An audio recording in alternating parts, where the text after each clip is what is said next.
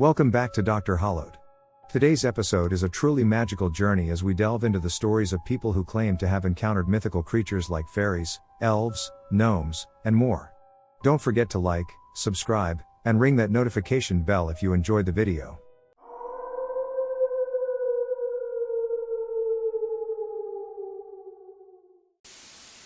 So I was spending the night at my parents' house, sleeping in my childhood bedroom. Sometime in the early morning, maybe around dawn or so, I woke up to see a figure standing in front of the dresser, not touching anything, just looking. My first thought was that there was someone else in my room, which terrified me, and the only thing I could think of to do was not let them know I was awake, so I tried to stay still and keep my breathing even. I realized then that the figure seemed to be made entirely of shadows. They had no features, made no sound that I can recall, and didn't touch anything. The only movements they made were the slight turning of their heads as they appeared to look over everything on my dresser. I blinked. The figure was still there for a brief moment, then they faded away into nothing. I wonder if they were looking for something. I used to live in an apartment on the property of this older couple with my now ex. There were no street lamps or anything, as we were out in the boonies a bit. But there was one light on the side of the building that would bring in just a tiny bit of light. Anyway, one night I wake up and see my boyfriend standing by the bathroom door. I recognize him, as he had a huge amount of dread. He's trying to light something up. For some reason, I didn't say anything, I just watched him.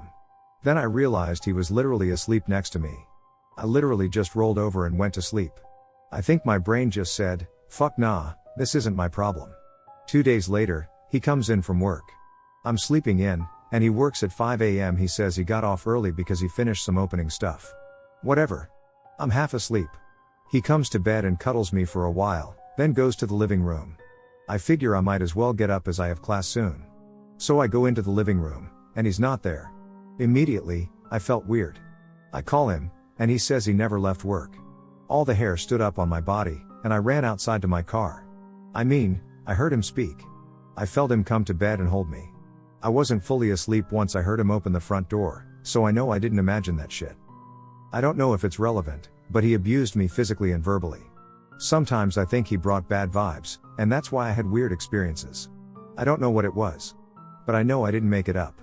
Talking about it damn near brings me to tears. Well, since it was around the age of 8 to 10, I'm not sure if it was real anymore, but a couple facts still make me do it.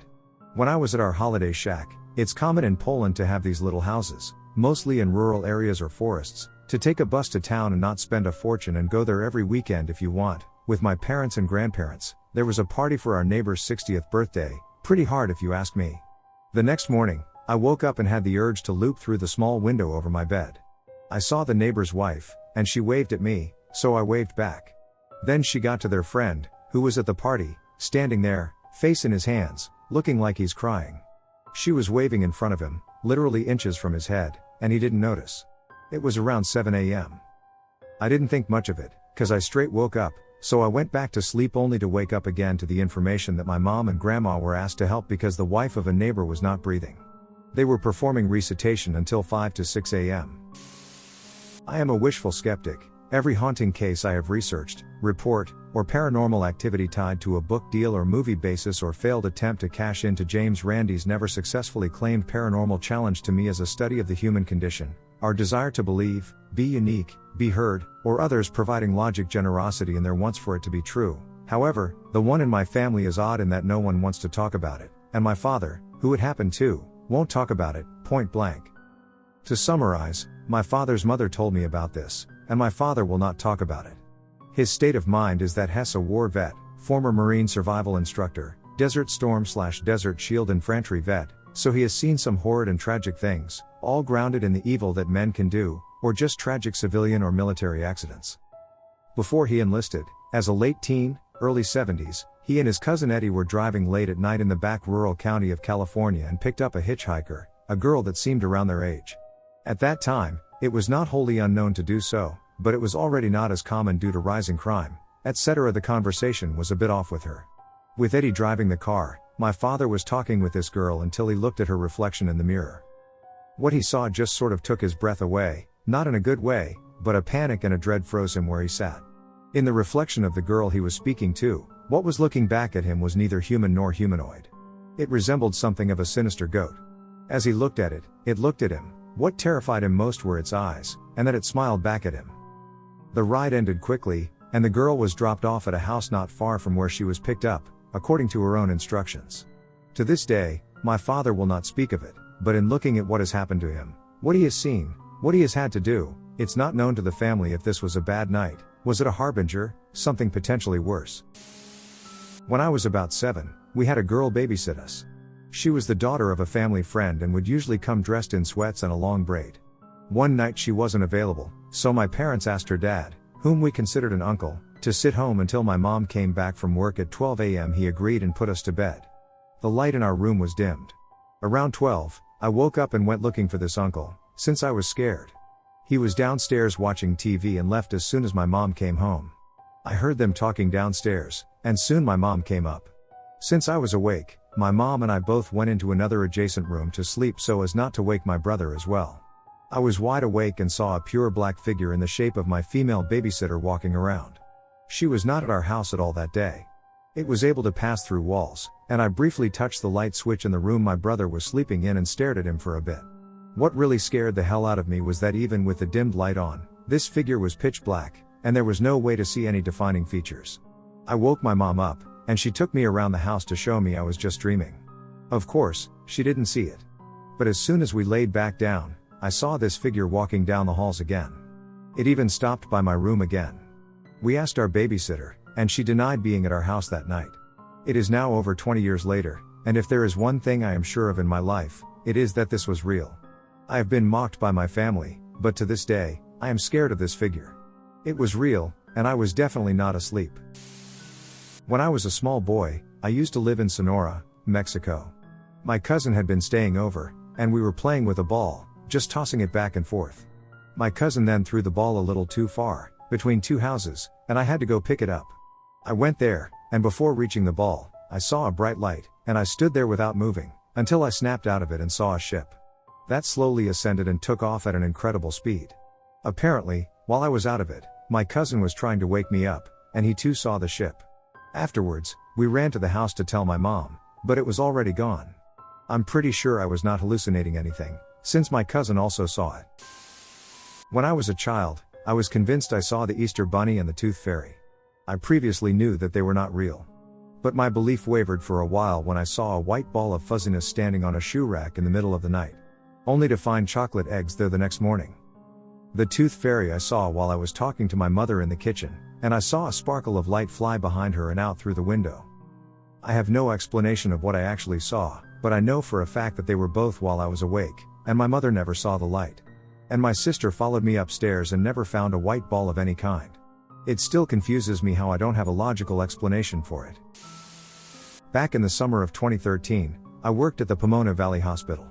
Hats off to the men and women who are helping serve the sick. I was a contracted guard. I didn't really do much other than stand around on the graveyard shift, and the only place that ever stayed busy was the ER. It always had something going on. I mean, this was Pomona. Nightly stabbings, car accidents, and various other things that put your insides outside were normal. Anyway, one night, like all the rest, I was standing guard by the ER doors, directing visitors and anyone else that needed assistance. Then early that morning, maybe around 3? I honestly don't remember. A patient in a gown walks through a set of double doors that are normally only open for doctors with badges. I figured a doctor buzzed her through as she walked right by me, looking lost and a bit confused. I called out and asked if she needed help finding something. She turned and smiled at me, and a rush of noise hit me as doors started moving and doctors started moving around their day-to-day. I blinked, and she was gone. I called out over the radio about what I'd seen, and the control checked the feed.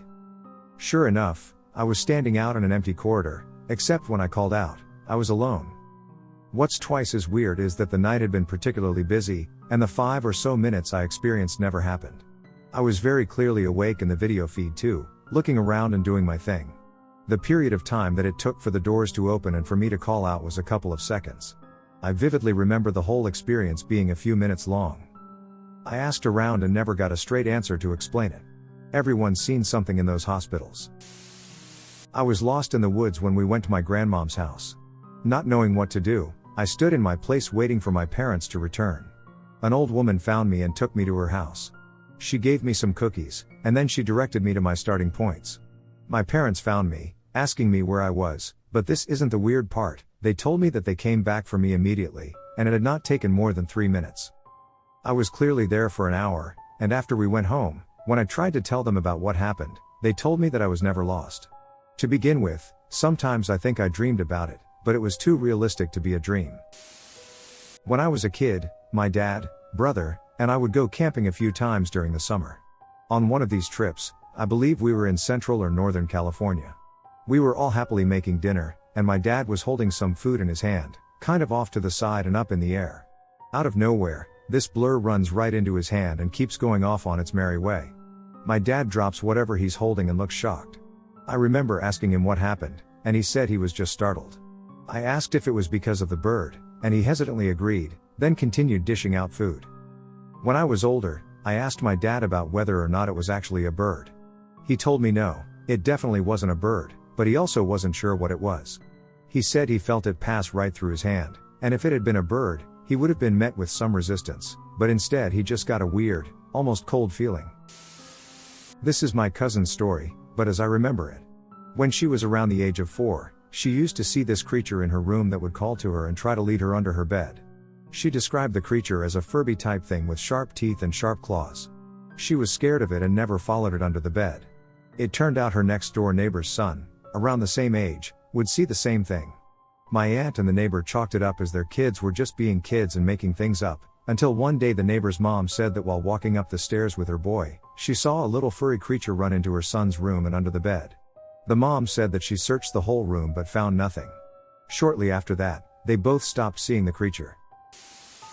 Years ago, I went on a college field trip fairly high up in the mountains. Not deserted or anything, but low population. As is my thing with any sort of travel, I took a walk around the place around 11 p.m. I just really like experiencing how places are once the bustle quiets down. As I'm walking along the main road, I approach a place with a small path to the right leading up higher into the mountains. I start to hear buzzing, but dismiss it as the altitude messing with my eardrums. But as I get closer to the path, I realize that the buzzing sounds a lot like children crying. Now I don't know why, but it never occurred to me to turn around and go back. I just kept on walking. I finally approached the foot of the small path, and I'm hearing a screaming chorus of weeping children. I stared down the path, and, for the love of all that is holy, I don't know why I did this. I shouted, "Oi, I'm just passing through." The crying stopped, and I made it back to my room. The next day, our advisor announced that we all had to leave after breakfast. Apparently, a few of the other students claimed to have been visited in their rooms by ghost children during the night and were in hysterics. I never told them what happened to me. To this day, I don't know if I was brave, stupid, or in shock fueled by denial. My husband and I were driving over a viaduct at 50 miles per hour one night, around 10:30 p.m. in November 2018. I was in the passenger seat, my husband was driving. There were other cars around us, but not heavy traffic. Anyway, I see this thing, which looked like a cross between a gnome and a dwarf, with long arms, hanging well past his knees. He walked right in front of our car from the right, going to the left. I couldn't understand how and why we didn't hit it. I sat there shocked for a second, and then I see my husband shoot up in his seat, looking in the rearview mirror, and he says, "What the fuck was that?" He starts telling me what he saw, exactly what I did, but he saw it directly in front of him, still going left, then he saw it behind us, and the car behind us reacted to it as well. But they swerved to avoid it. This thing was about 3 feet tall. Very gruff and stubby looking, gnarly, thick features. I had a hat on, a maroon vest, and brownish short pants. I didn't get to see the feet. The moment I saw it, it was inches from the right front end of our car. We should have hit it. My husband saw it like a split second later, but it was in front of him on the driver's side. We should have hit it. I'm of Irish and Scottish descent. I believe in a lot of things. I saw a lot of things too. But I'm also chronically sleep deprived and have a very unreliable memory, so most people tend not to believe me. Anyway, and forgive me if I'm wrong, writer's embellishment, but I remember pond time. I was camping in the woods with my family. I was half asleep at the time, so I might have been dreaming, but I remember it being dead silent. Not even a cricket is chirping. And anyone who is familiar with the woods knows that silence is never good. I sat up in my bed and looked out the window. There was a large thing ambling through the campsite. It looked like it was made of shadows, and it passed right through the chairs set up around the fire pit. It looked the size of a black bear, but it looked wispy. Like mist was coming off it. But it was a dog. A huge dog is made of shadows. That was also the same year a huge wildfire raged through the forest and burned like 100 acres or something. I was probably about 7 or 8 at the time, so I might be wrong. It looked at me, turning around with movement far too fluid for a living creature, and had crimson eyes. Scary as all hell for a kid. I remember hiding under my blanket and rambling to the park rangers the next day about a wolf. Of course, they didn't believe me and waved it off as a particularly large coyote. Before I started my senior year of college, I went to visit my bestie in Scotland. She took me to visit her aunt in the Highlands. She lived across the street from an old cemetery. Aunt wanted us to visit a local hike that ended at something called the Giant's Chair or Throne. Hiking was nice and easy. So it was basically Helen, her friend, and me. Auntie stayed in the car at the beginning of the trail. It was a short walk, like a mile. At some point, the other 2 girls got ahead of me. That's all I remember. This next part was told to me. Apparently, they turned around, and I was gone. They ended up getting the aunt and searching for me.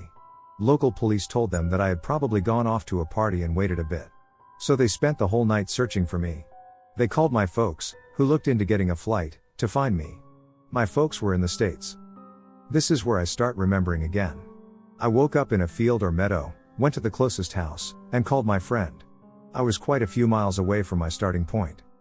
I need to go to the ER and explain what happened. My friend and her aunt came with me, of course. The ER checked me and saw no sexual trauma, but they took a rape kit anyway. This happened years ago. So kit eventually came back negative. Anyhow, local police decided that I had a seizure or took drugs.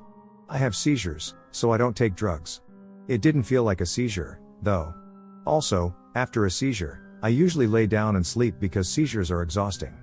So I have no clue why I would have walked so far or how I disappeared off the trail. My friend's aunt claims I was taken by the Fae. She has strong faith in them and gave us all iron nails that she made herself while we were there. When I was found, I had my clothes and that nail in my pocket. She claims that the nail saved me from the Fae. The only reason I do not believe it is because I do have seizures. But the reason I wonder about it is because I have no memories of what happened during this time frame. So years later, I tried to get myself hypnotized to see what happened. The guy was able to do it. He claims he got me to talk about several things. But when he tried to get me to talk about this part, they claimed I became upset and said something along the lines of, "I can't, they'll know and try to get me again." My mom was there and claims this is basically what I said. I have never tried to bring back those memories since then.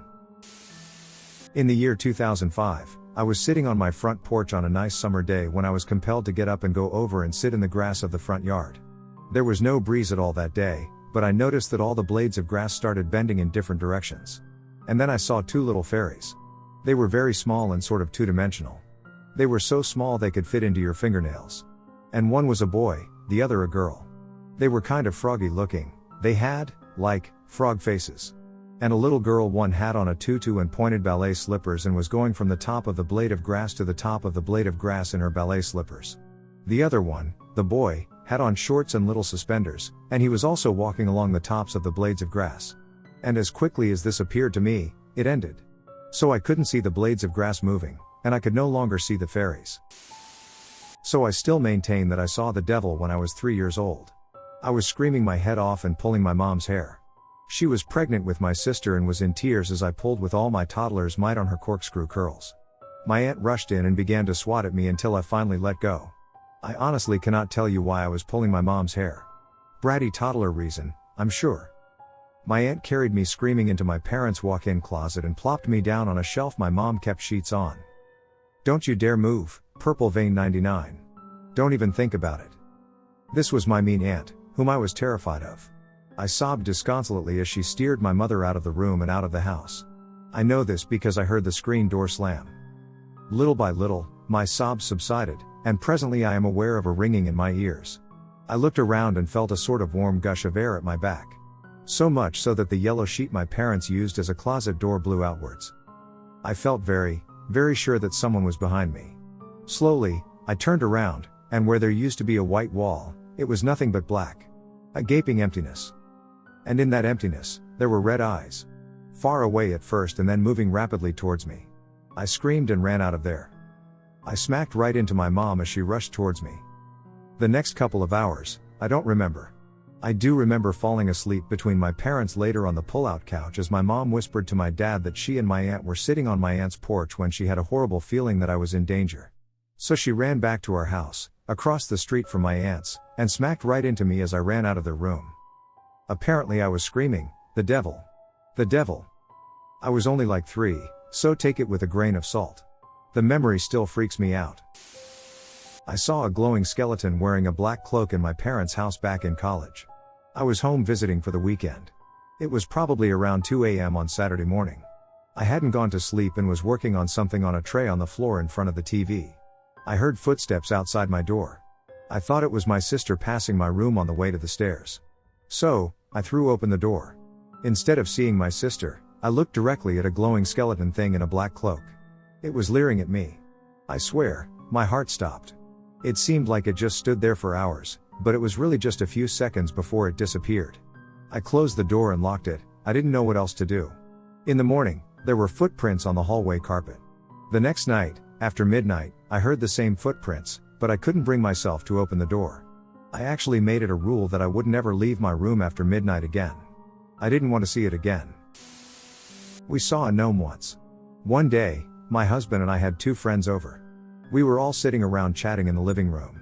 They were on the couch, and we were on chairs facing them, and there was a coffee table between us. Anyway, as we were chatting, this white, partially transparent figure about 2 feet tall walked through the outside wall and walked between the coffee table and the couch. It just faded away once it got past the table. What makes it even weirder is, I kid you not, that it was shaped like David the Gnome, that show we watched as kids. But it was kind of a wispy white. We were all like, "Did you see that?" We had all seen things, and I was part of a paranormal group, so we all wrote down what we saw separately and compared notes. We all saw the same thing. In that house, we would also see black and white wisps floating through the air. If they hit a cabinet, the cabinet would shake. There were many more of the black ones, but we'd see the white ones on occasion. It was a weird house. I've had 3 totally different bizarre experiences in my lifetime. 1, East Central Tennessee. I was young, around 7. My sister was 5. We were living in an Amish community in the middle of nowhere.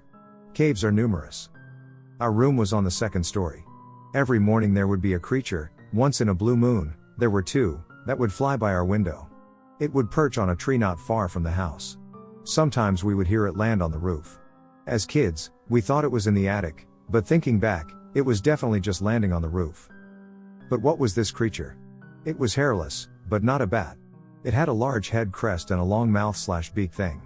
For lack of a better word, it was a small pterodactyl. My sister and I didn't really have a concept of what a pterodactyl even was. But it was incredibly real, so real that my parents believed us. My dad showed us that it wasn't in our attic, but that didn't change the fact that at dawn most mornings there was some kind of creature there. My parents never saw it themselves, but my mother heard wings flapping once when she came up because we were calling her that it was in the attic, aka had landed on the roof. 2, I don't know if I can call this a mythical creature, but it is definitely strange. I became a substitute teacher for several counties in North Florida. One morning, I was driving to school early in the morning. The sun was already well up, it was not dark. I was on the phone with my boyfriend and suddenly saw something, or rather didn't. There was a shape flying over the highway in the opposite direction I was driving. I say shape because it was invisible. You could just make out an outline of some kind of flying object due to how the sun was reflecting on it. The best way I can describe the shape is that it was vaguely like a military drone. It was too small for there to be a person inside, so I imagine it was remote controlled. As it and I got closer, it seemed to shift in a way that stopped the weird sun reflection on it, and it totally disappeared. I've never gotten a good explanation for what that was.